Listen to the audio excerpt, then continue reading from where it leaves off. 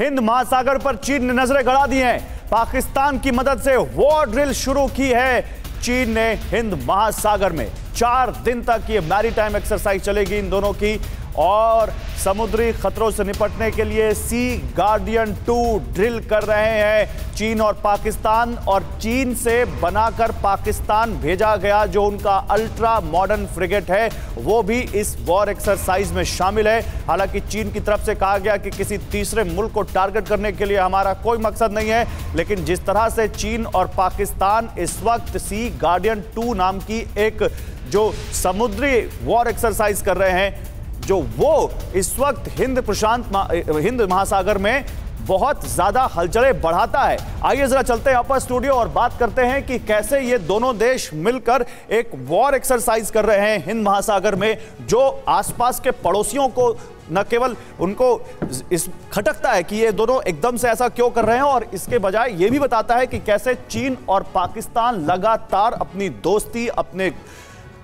लगातार एक दूसरे का साथ बढ़ा रहे हैं। आइए वर्चस्व की जंग कैसे हिंद महासागर में भी इस वक्त देखने को मिल रही है ये आपको बताते हैं, उसके बाद अपने एक्सपर्ट्स के पास चलते हैं।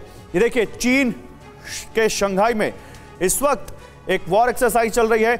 आप वहां से देखिए, एक तरफ भारत, दूसरी तरफ पाकिस्तान को आप देख सकते हैं, जापान, ताइवान, शंघाई, आप ये सब कुछ इस वक्त देख सकते हैं। कैसे PNS तैमूर जो कि एक अल्ट्रा मॉडर्न फ्रिगेट है जो कि चीन ने पाकिस्तान को दिया है, वो इस वॉर एक्सरसाइज में शामिल है।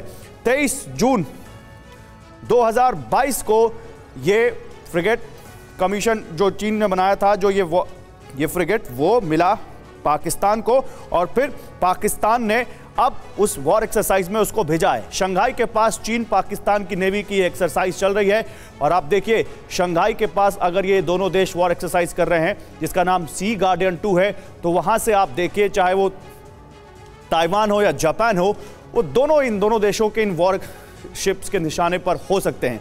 एक्सरसाइज के बहाने ताइवान, जापान और भारत पर नजर है, ये बता रहे हैं कई सारे एक्सपर्ट्स, और साथ ही दुश्मन की पनडुब्बियों को तबाह करने के लिए ये एक्सरसाइज की जा रही है। तो जो पनडुब्बियां हैं, सबमरीन्स हैं, उनको टारगेट किया जा सकता है। पाकिस्तान की आधुनिक गाइडेड मिसाइल फ्रिगेट भी इसमें शामिल है जो सतह से सतह पर, पानी के अंदर और हवा में मार कर सकती है, और ये बहुत ज़्यादा घातक बनाता है इसको, जिसका नाम है PNS तैमूर, और वो इस वॉर एक्सरसाइज में शामिल है। 2020 में अरब सागर में कराची के किनारे ये अभ्यास हुआ था, सी गार्डियन पहला सी वॉर एक्सरसाइज, और अब ये सी गार्डियन 2 हो रहा है जो कि शंघाई में हो रहा है, और वहां पर उसकी तस्वीरें इस वक्त हम आपको एनिमेशन के जरिए बताने की कोशिश कर रहे हैं कि एग्जैक्ट वो कौन सी जगह है। मैं अब यहाँ group captain DK Pandey ji के पास आना चाहूँगा। सर, क्या इस वॉर एक्सरसाइज से जापान, ताइवान या फिर जो आसपास के पड़ोसी देश हैं उनको ज़रा सा भी परेशान होने की ज़रूरत है? देखिए, बहुत ही महत्वपूर्ण है ये क्षेत्र इंडियन पैसिफिक का, और जो क्वाड का बना है ये एक्सरसाइज, क्वाड में हमने मालाबार एक्सरसाइज किया और वो नियमित रूप से हम कर रहे हैं। और ये कहा जा रहा है कि सी गार्डियन जो एक्सरसाइज है ये दूसरा इसका ये मॉडल है, और आगे भी ऐसा होगा, लेकिन ये प्रत्युत्तर है मालाबार एक्सरसाइज का। दूसरी बात कि अभी जो जिसका जिक्र कर रहे थे तैमूर का, ये 4 फ्रिगेट आने हैं, 4 में से 2 दूसरा है। ये जनवरी में पहला आया था, दूसरा ये है, आगे फिर आएंगे। तो ये उद्देश्य है चीन और पाकिस्तान को मिलके जो पाकिस्तान नेवी है उसको स्ट्रांग बनाने का।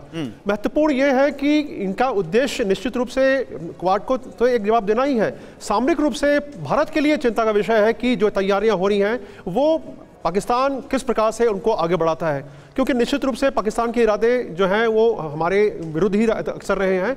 और जो दूसरा इसका महत्वपूर्ण पहलू रहा है जो सीपैक हो रहा है, चाइना पाकिस्तान इकोनॉमिक कॉरिडोर, ये कहा जा रहा है कि ये एक्सरसाइज वहां पर सुरक्षा प्रदान करने में। क्या इस वॉर एक्सरसाइज से चीन का तो वर्जन आया है जो कि कहता है कि भाई इस पे आप किसी तीसरे मुल्क को कुछ परेशान होने की जरूरत नहीं है, लेकिन क्या वाकई किसी को परेशान होने की जरूरत है? क्या इस वॉर एक्सरसाइज से किसी को कोई दिक्कत हो सकती है?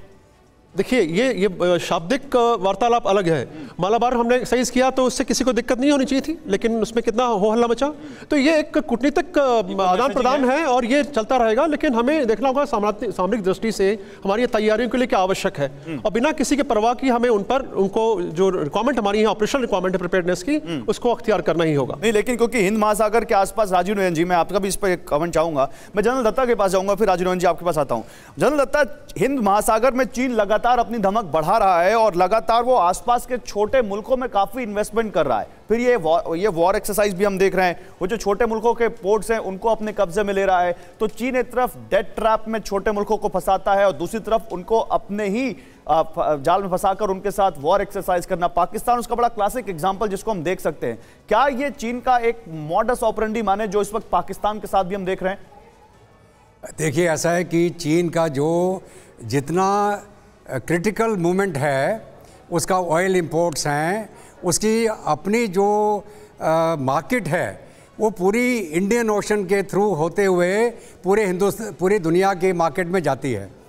तो अगर मैं बोलूं कि साहब 100 में से कितने प्रतिशत उनका जो ट्रेड मूवमेंट है, तो तकरीबन 90% ज़्यादा मूवमेंट जो चीन को आता है या चीन से बाहर जाता है वो हिंद महासागर से होके जाता है। और आपको सबको मालूम है कि चीन आस्ते आस्ते म्यांमार में आपके श्रीलंका में उसने हेमंतोता पोर्ट जो अपने कब्जे में ले लिया क्योंकि श्रीलंका उसका पैसा नहीं दे पा रही थी। 99 ईयर का लीज में आ गया उसके पास।